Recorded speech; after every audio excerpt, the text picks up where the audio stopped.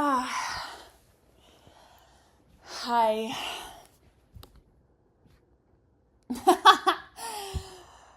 Guys, what day is it? I don't know. I don't know what day it is. I don't know what day it is. Welcome. Let me scoop this a little bit. To episode 14. I'm gonna talk about Shakespeare today. Which you're probably like, you're not even a plebeian. That's right, I'm not. However, I have important things to say about Shakespeare. Hi, this is your pilot speaking. Please keep your seatbelts fastened and wipe that stupid smile off your face. Oops, took a wrong turn. Looks like we won't be landing anytime soon.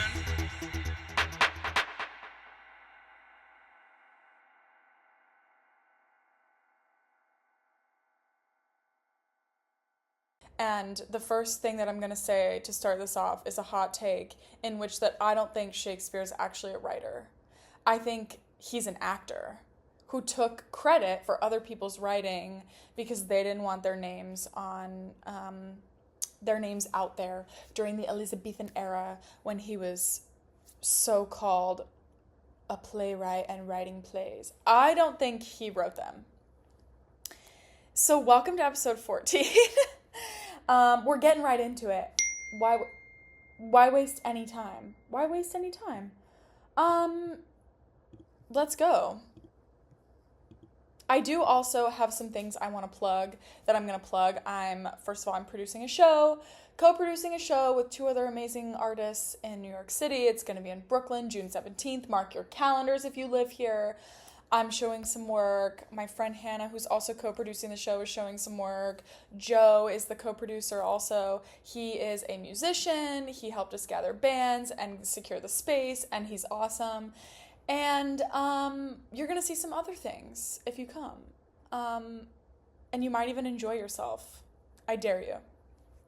I dare you to come and enjoy yourself. Yeah. Okay. That's what I'm plugging. Oh, also I have a show June 6th. Very exciting. With the Next Stage project. And that's probably whatever. Okay. First of all, I'm sat on my high horse to tell you that Shakespeare is a woman. I'm sorry. Actually, I'm not sorry. I'm going to live and die on that rock, I think. That I believe that Shakespeare, among like many other men that he was like taking writing from and having his name on it because they didn't want their names out there or they were just ghostwriters, which at the time was very popular because not a lot of people could get their writing on stages, and he was one of Lord Chamberlain's men or something, and so he had connections. He was a networking king. And his networking connected him to the woman who I believe is actually Shakespeare, or one of the people that is Shakespeare. And her name is Emilia Bassano. Give it up for Emilia Bassano. I finished this book in 2 weeks. Get a good look. Jodi Picoult by any other name. And this is not the typical book that I read. I usually am like a thriller girl, and I love to be like kept in suspense and on my toes and like waiting for the next crazy big event to happen. And this is more of like a story of like a woman who was invisible so that her writing wouldn't be invisible. And it's so powerful. And I feel like Bridgerton is connected in some way historically to like this sort of like ghost writing thing with Lady Whistledown and not being able to have her name out there because women don't always get that freedom. Actually, they don't get that freedom, like ever. More so now, obviously, we're in a different time than the Elizabethan era. We're in a different day and age now than that, and so I feel like it's different now, and I love reading books written by women. They're just so good, okay? I just don't think it gets better than that. I also love when I can feel seen through someone's writing, that I don't always have the words to like put to those sort of feelings that are written by someone else who's a woman. And I've been finding that in this Substack that I've been reading, by somebody I grew up with in El Paso, Texas. And she's a phenomenal writer, and I have loved reading her Substack. I subscribe to it. I'll link it here. And anyways, I'm just kind of in like this phase of my life where I'm indulging in female authors who do research to like write their books. So like this book I finished. Jodi Picoult is a fabulous, fabulous author. I'm like kind of not new to reading, but like in the past year or so, I've been like really getting into it as a means of escape on my commutes to foreign lands to teach. And it kind of has had me romanticizing life a little bit, especially because like female authors are so good with words. And like writing in general is just so like imaginatory and so like witchy and magical and unicorns, and so that's kind of like where I'm at with this in my reading journey. So anyways, By Any Other Name is about, if you haven't read it, you should totally read it. I'm not going to spoil too much, but I am going to blow your mind. So I hope you're sat. This book is about a female playwright. It's set in like 2024, and she finds out through research as she's like writing a play that this woman named Emilia Bassano is like a distant relative, obviously from a totally different era. But she was a fantastic writer. She was one of the first women to get a poetry book published in England in like the 16 or 1700s, I think. But prior to that, she had been writing her whole life. So this book dives into Emilia Bassano's life as an Elizabethan woman who is not of society and who is kind of like more middle class, but she's not upper class, like not noble, anything of that sort. So it like goes through like her struggles as a woman, her voice throughout time, and her thoughts, and it was so empowering to read, because you would get killed if you spoke about certain things in that time if you were a woman, and she is really, really brave and goes about it in a really powerful way where she uses that, she like takes all of the things about patriarchy that have to do with control and silence and you're owned by your husband, and she uses that to her advantage, and she figures out how to weasel her way around it to maintain her life basically, and to like stay alive while she continues to write and while she continues to ghostwrite for Shakespeare. Now, you're probably like, well, why is this woman Shakespeare of all of the people? Like, and if you Google, like, was Shakespeare actually Emilia Bassano? Everything on Google says no. The world does not want us to know that Shakespeare is actually a woman and other people. Mostly I'm like, all of the gaps in Shakespeare's life, I'm gonna explain, are filled in by this woman. She is well-traveled. She's from an Italian family. Shakespeare never left England, and a lot of his writing is talking about Italian things in like colloquialisms that have to do with Italian, and he has never left England. He had a house at Stratford, we know this. I also watched Hamnet, so like the book and watching Hamnet kind of like opened this like gateway for me a little bit more, just because also in Hamnet he's living alone in England like during the plague in a room and like writing and acting in plays, and that's just like not like, come on, you have a full-time job and you're also like writing play after play after play after play. Like, I just don't, it doesn't make sense.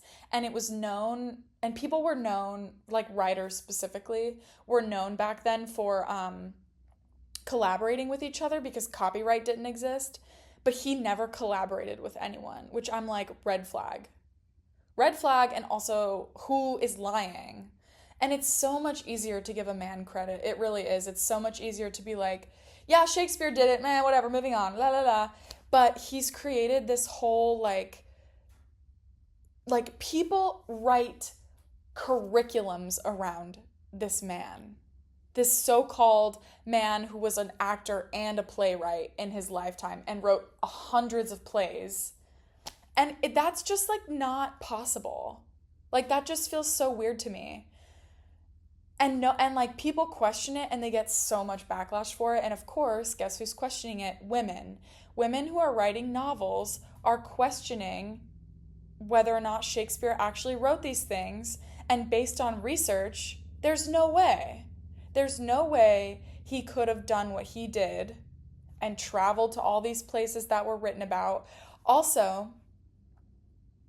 in his timeline. Also, I'm getting heated. I'm excited. I love this. Also,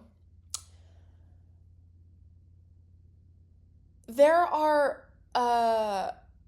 is evidence in his writing that he was in love with a man,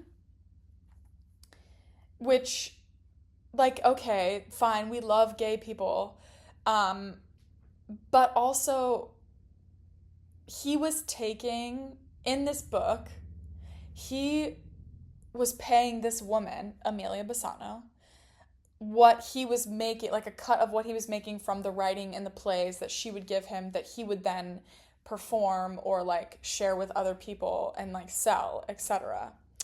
And she was in love with a man. In this book, it's not like, it's historical fiction, so like there is moments, the character isn't entirely like in this timeline correctly because it's a book, you know, so you have to add some sort of, you know, you're a writer, you know, Jodi Picoult is a genius.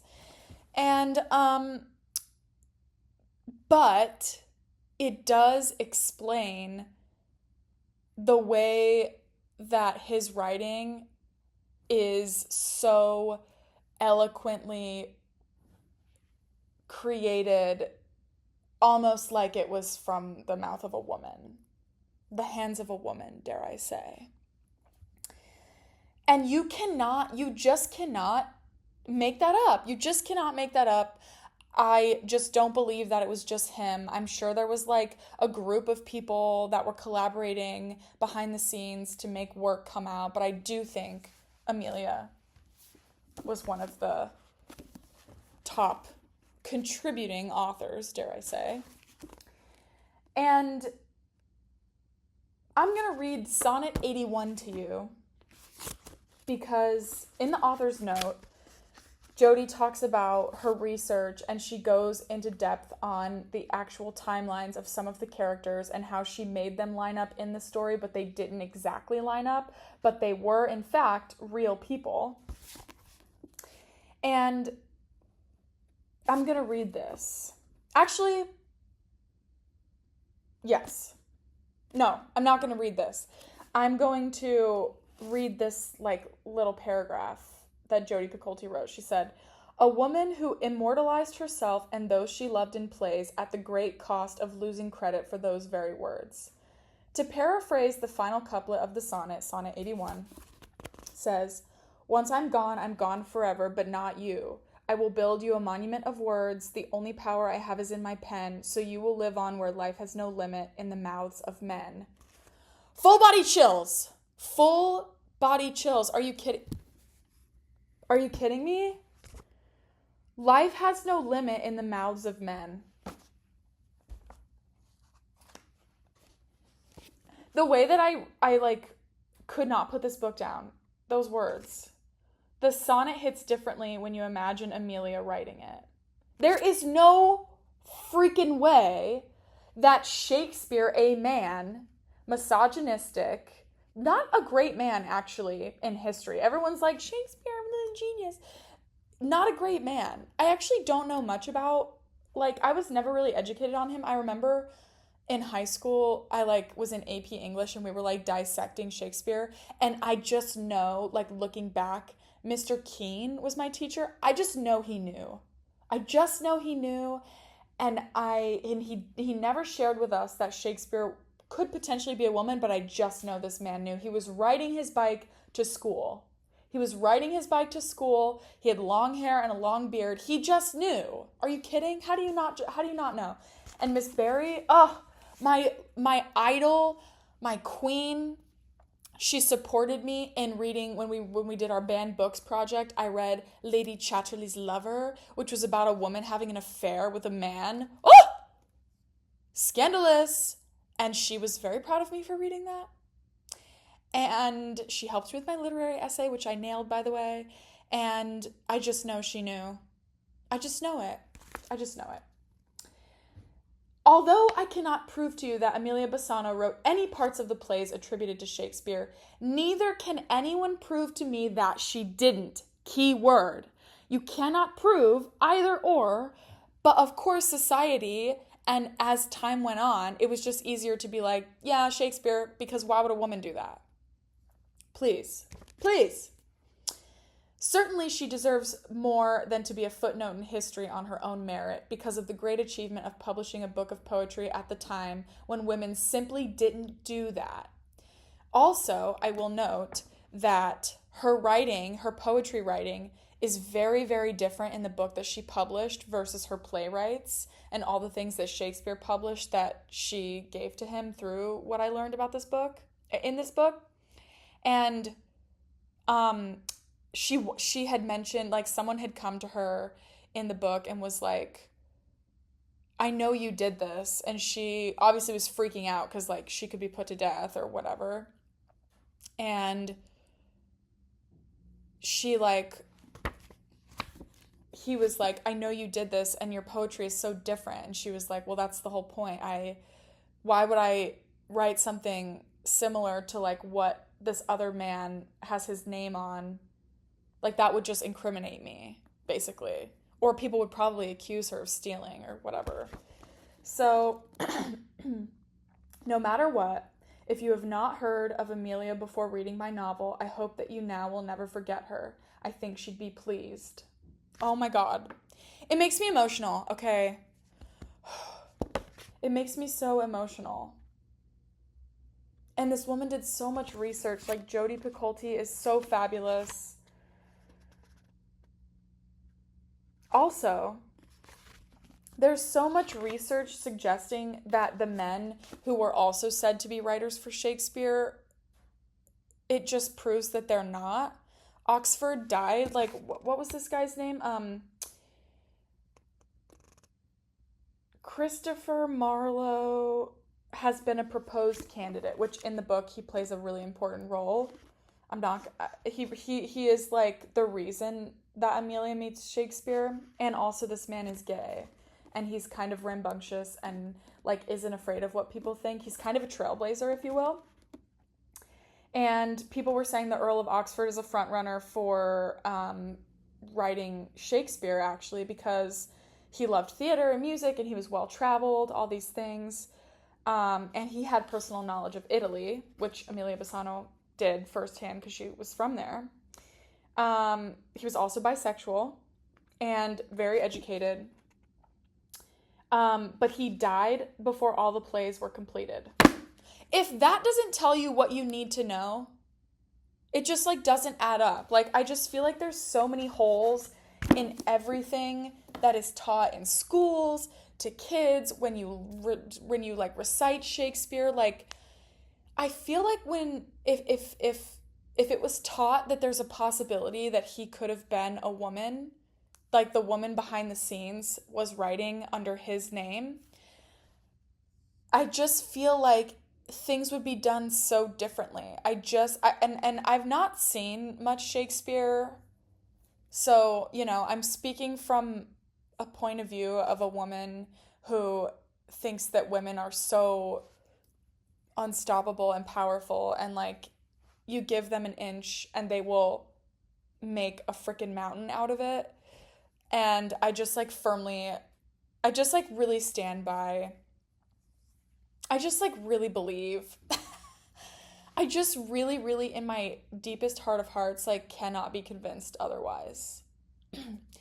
And so I'm here to tell you that this woman, Amelia, I didn't even tell you, I kind of jumped all over the place. This woman, Amelia, is probably somebody I will think about for the rest of my life. And I also like am always thinking about copyright, and I'm always thinking about who gets credit as a dancer and like who gets credit for this and that. And like she wrote her entire life and like lived her entire life invisible so that her words didn't have to be. And just there's something so powerful. And there's an analogy in the book that she said when she was talking. She ends up becoming a tutor later on in life. She watches her children die. It's very sad. And later in life, she's a tutor because she has to supply for herself, because also her abusive husband dies. Terrible man. In the book, I think that's fiction, that he was abusive. I just think it adds to the story of her being such a powerful woman. And it checks out low-key. But she's a tutor, and she's talking to one of her students who's like getting married soon, who's 13, might I add, and is freaking out because that's normal for any 13-year-old girl to be freaking out. She's about to like give her life away and just be a wife. Like it's so sad. Like the whole thing is so sad. And she's telling her like, you know, there was once a dove or a bird who like ran into the window of a palace, and like several times, until one day it died. The bird died because it kept running into the window, trying to break through the glass. And then when the bird died, another bird runs into the window or something, and the glass absolutely shatters.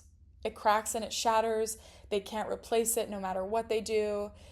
And that analogy, I feel like, stands for this idea of women paving the way for other people. And really in anything that anyone is doing as a trailblazer, and how much work and sacrifice it takes for that glass to even like become a little bit cracked, to allow for everyone else to follow behind, so much so they can't repair the window. I just feel like that analogy kind of encompasses like women over time, trans women, women of color, Black trans women, any like dancers, trailblazing women, anything that a woman has done to get us here today, to be able for me to like sit here and speak to you through a freaking camera that's gonna go on the internet and like live on probably forever, because once it's out there, it's out there. I'm just like, I sit here today because of those that came before me, and those that had their name hidden, that were invisible in history. All of these things, for that glass to be completely shattered today, for us to be here today, is why I read. It's why everyone should read this book. It's why reading is freedom. Why I believe Shakespeare to be a woman and other people, and not a man, like not a singular man. And I'm just like so grateful to like sit here today and like tell you this to those that listen and watch. And it's really empowering for a woman who was just like beaten down and forgotten and treated horribly her whole life, not her whole life, but a lot of it, and to suffer the consequences at the hands of a patriarchal society in its prime, dare I say. Which patriarchy is very much still alive and well today. I think that it's much better because I can sit here and talk to you and I can read whatever I want and I can write whatever I want and I can share it, and I'm privileged to be able to do so. But reading about a woman who wasn't even able to like share with the world that she was a writer, yeah. The Elizabethan era and the plague and fear of illness, which also in Hamnet is very real and so scary. Like shifting gears into Hamnet, I don't think I've cried harder at a movie in a long time, except for Sinners. That one I will always, always sob at. But yeah, Hamnet was something else. I can't imagine what it's like to be a mother. Shout out to all the moms. And B, I can't imagine what it's like to live through an illness that has doctors in huge bird masks coming to your home to take the dead bodies away that died of huge welts and like plague things. Like it's just, I cannot imagine that. Which is why I believe in witchcraft. Which is why I believe that women back then, and I know that Anne, the girl in Hamnet, the wife in Hamnet, I know that she is portrayed to be a witch. However, it's not historically accurate that she is. So, but I love that part that they added, like her giving, her coming from her mother giving birth in the woods, and then like her giving birth to her children in the woods, and just like the way that she's so connected to nature in a way that it's on her side, like that is so divine feminine to me. And I'm just convinced that that is how women had to be back then to believe that they would be healthy, that they could help other people, because women were the ones making the concoctions with the spices and the herbs so that people would be well. It wasn't the men. Oh my God. Come on. Who really helped people through society when it matters? Women. Who's cleaning wounds in times of war? Women. Who's cooking the food? The women. Come on now. And Amelia in the book also like makes concoctions out of like herbs and stuff with money that she can like buy the herbs, makes things, and then sells them to people that are like things for headaches, things for common colds, things to keep the plague away, just like all of these natural things that they had access to because that was the only way. I can't imagine. I can't imagine, and I'm grateful that I don't have to imagine that. Yeah. So that's that. I've also been thinking about the sexualization of women. And I haven't really like gotten into like trauma I've experienced because I think it's unnecessary, because I think that women to a certain degree have all experienced a trauma in one way or another that affects them in their daily life, and mine certainly affects me. And I just like, I look back at my college self and my high school self, and I was in survival mode for a lot of it. I really was. And if you knew me in high school, I'm so sorry. Actually, I'm not sorry, because I love who I am today and I feel like I've come a long way. 6 years of therapy will do so. And in like high school, being in survival mode and trying to do everything all the time, it's tough. It's tough when you're going through puberty, your skin is breaking out, you're trying to fit in, you're trying to have friends, you're trying to be successful, you're trying to get into college. It's a lot. It's a lot. And I realized there's this element of like sex appeal with women who are in high school, who are like outgoing, like the way that I would receive a lot of attention from men when I was like in my most messiest state of myself.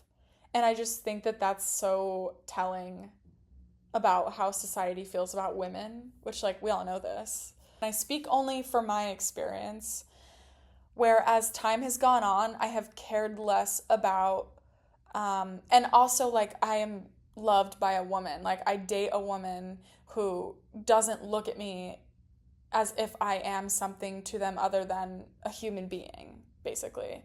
And so my outlook on what I wear has completely changed. Therapy, talking through self-worth, that sort of exploration has completely changed the way I dress, the way I feel about myself, the way I choose to present every day. I have started in the last couple of years to care way less about what I'm wearing. It's all about comfort. It's all about comfort. And I also feel like that's inherently like, that's important. As women, we have orifices in our bodies that need to be comfortable in order to be healthy. And so, there's a level of like, of that aspect. Like, we should prioritize comfort because comfort is health. And I feel like it makes like, I don't know, it makes this, because of the patriarchy, it makes a woman who is more comfortable with herself, doesn't care what other people think, wears what she wants, prioritizes comfort, prioritizes not dressing a certain way to appease other people. It makes them less, and I'm going to say it, fuckable. Fuckable. But this is the patriarchy at work. Excuse me 1 second. Again, I have no storage, but here we are. But the reason I bring this up, like the patriarchy at work with like this idea of like being quote unquote fuckable, also plays into the book, the Jodi Picoult book, because the older a woman gets, the less they are wanted in society and the less they are seen as useful because they can no longer have children. Which, like, yes, duh, we knew this, but also it just like plays into this idea that like girls that I see nowadays because of social media, they're just growing up much quicker than I did before the age of social media and before it started kind of like taking over everybody's lives. And there are corners of the internet that I don't even know of because I don't want to know. And so I cannot imagine the access that these kids have and how that is shaping the way that they're dressing. And also, like, Brandy Melville needs to die. That clothing brand, I'm so sick of. They need to shut down the stores. The one size fits all made me hate myself as a child. I always wanted Brandy clothes. And, they were kind of expensive, but supposedly they were like supposed to last. But none of that fits anybody. Like, be for real. None of that fits literally anybody. I'm an Aerie fan. Anyways, long story short, there are just things that I just like think that the sexualization of women is only becoming more intense at a younger age now, probably because like our president, I don't know, who knows really, do we really know why? It's just all really insane to me, and it's just all so like mind forking that I'm just like, what is actually in our control, and like how can we as women uplift other women to remind them that they don't have to be this thing that society wants them to be so very badly. I just like also think about Ariana Grande, okay? Oh my god, you're like, oh god, shut up. But I'm serious. I think about Ariana Grande in her role as Glinda in Wicked, and how when she's getting married, supposedly she was signing divorce papers that same day that she played this role as Glinda getting married in this gorgeous dress. Oh my god, shout out to the costume designer from UNCSA, by the way. And she is so, not only do we know her life so personally as a famous child actor, but we know how much she's been through with losing loved ones and all of the crap that she's endured from the industry. And that scene is so much more powerful with her walking down the aisle to this man in all her maturity and her wisdom, just like all these things. And there's something so gorgeous about it that there's this element of like defiance of the patriarchy in such a patriarchal act of getting married. It's so defiant of that because of who she is as a person, as that character, even though she is kind of a cog in the machine in Wicked, basically. Like, they're using her that way. Which, who wrote that? A man! But then he also wrote Elphaba, so, like, I don't know. Whatever. You take what you can get. It's already been written, I can't change it, so I'm gonna enjoy it. This is my motto. Yeah, I don't know. It's so interesting to bear witness to like such a historical moment in The Wizard of Oz and Wicked in that way, and also just like the patriarchy through that movie's eyes. And just like through the eyes of any woman who's ever been silenced or has felt things, who has been criticized for doing things. Like, it's just so empowering to read about. Okay. Anyways, we're back on camera. Sorry for the technical difficulty and lack of storage. Maybe one day I'll have a sponsor for this, and then I can have like no storage issues, and then you can see my gorgeous face the whole time. Anyways, I also like, switching gears.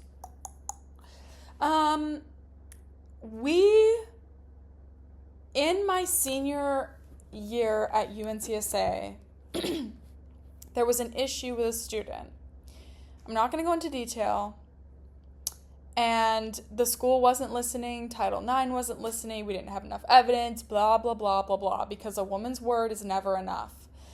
And the first year students came to us as the fourth years and said, we want to stage a walkout. What do we do?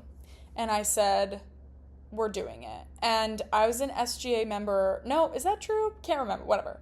This was so long ago. 4 years ago. And so I was talking to my therapist about it because there was like accusations of trigger warning, SA, stalking. Like, it was a serious situation, and it was beginning to hinder the education of dancers. And we staged a walkout. I don't remember the details exactly, but we were meeting in the library to talk with all the first years. We said, what do you need? We made posters. We set alarm clocks. We were silent. It was a silent walkout. Our dean was proud of us. It was the most powerful thing that we, I think, have ever done as a student body that I've ever been a part of at a school. And, we made sure that we were safe. We made sure, like, we had a map of where we were going. We made sure that teachers knew appropriately why we were doing it and what was happening. They had an idea because word travels fast. I knew the rights that we had as students. I had talked to somebody who was kind of like, who was a big part of the school and kind of like advised on what we should do. And the biggest component of what we did was be silent. The biggest thing that we did for ourselves to be as loud as possible was to not make a sound. And I feel like I would not have known that if it were not for the people that were kind of guiding us to be able to know everything that we needed to know, like to do this safely without police getting involved and things like that. And it was successful. And silence is powerful when it comes in large numbers, I think. Excuse me. when it comes to just like one person, it's like Amelia Bassano. She was invisible. She was not silent. All things lead back to that book. Anyways, it just goes to show how powerful groups of people can be without, and like women can be without the need for noise. And I feel like men are noisy. And sometimes like way too loud. Like, shh, it's okay. Quiet moose. Quiet moose. This is what I make people do, students do when they're not listening. They love it. I don't think Shakespeare was gay. I'm jumping around, okay? I don't think Shakespeare was gay. I think that because the writing was a woman, people said, oh, scandal, he's gay. When really he was just fronting a woman's writing about a man she loved. Also, it is said that Amelia Bassano had a daughter named Odelia. And when this daughter died, Amelia wrote a play about a woman named Ophelia. Come on. Come on, it makes so much sense.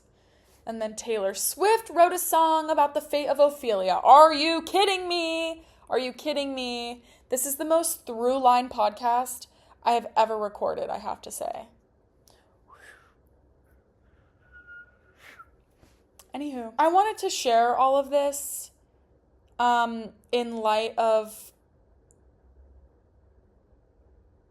the constant reminder in this world that women are not enough or they aren't seen.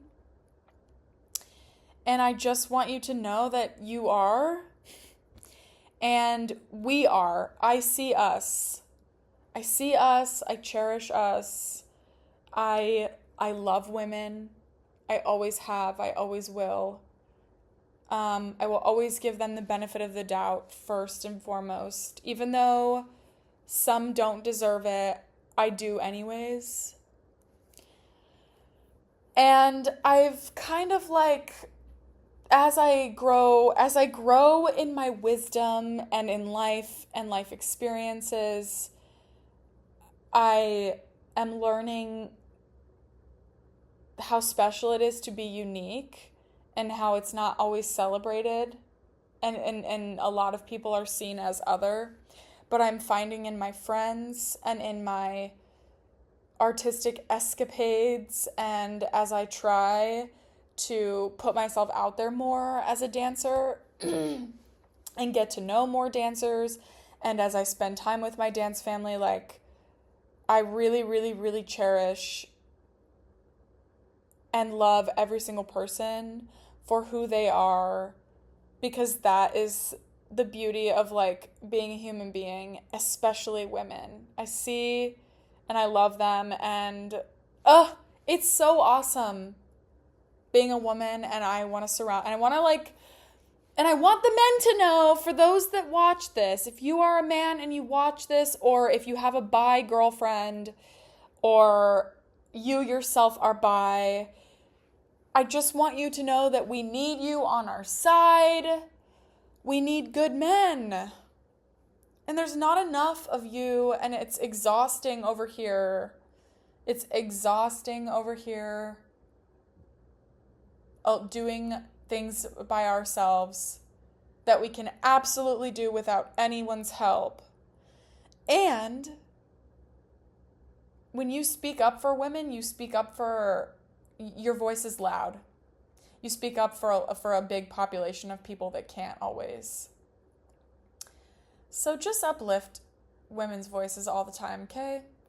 I know this is like, you don't want to hear this from me, a 25-year-old dancer who's, no, actually, maybe you do want to hear it from me. Maybe I'm the person you should be listening to when I say, lift our voices.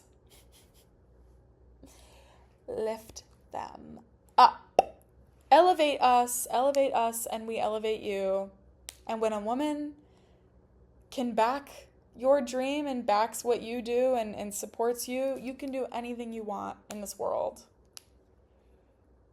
And vice frickin' versa, although we need support. We need support, okay. Anyways. And stop sexualizing women. Stop it. I'm putting an end to that right here, right now. Everyone is worth something and is worthy of life, liberty, and the pursuit of happiness, and the ability to dream, and the ability to express their thoughts and opinions, dress how they want, be who they want, as long as they're not hurting anyone else. And I wish that we could all continue to see that. And I'm seeing that through reading. My mind is being opened through books and through reading other people's writing, through writing myself, through poetry. All of these beautiful things that we have access to in this world, like a pen and a piece of paper, it is going to change your life and the lives around you when you actively participate in educating yourself through the most freeing thing you can possibly do, which is read. So, long story short, I think everyone needs to read more. I'm going to plug this one more time. I'm going to plug this author. I'm reading another book currently by her. It's kind of a heavy subject matter. It's on the topic of abortion, and whether a life should have been brought into the world or not. And it's heavy subject matter, but again, it is truly empowering, and it is a weapon to have knowledge in this day and age when it is constantly trying to be taken away from us in this GLP-1 maxing life, like ads that we're seeing all the time, like all of this crap that is trying to make women dumb and trying to make them useless and tired. And we can't let them win. We cannot let them win. So, I lost storage again. This book is cheap. It was like $10. If you want it to borrow it from me, message me, find me on Instagram. I will mail it to you. Okay? Okay. So this is me from my photo booth. I ran out of storage again. This is episode 14. I'm super grateful. Oh my God, I hate when it does that. I'm super grateful to be able to be here, to talk to you, and, stay tuned for more, and, that's it. Bye-bye!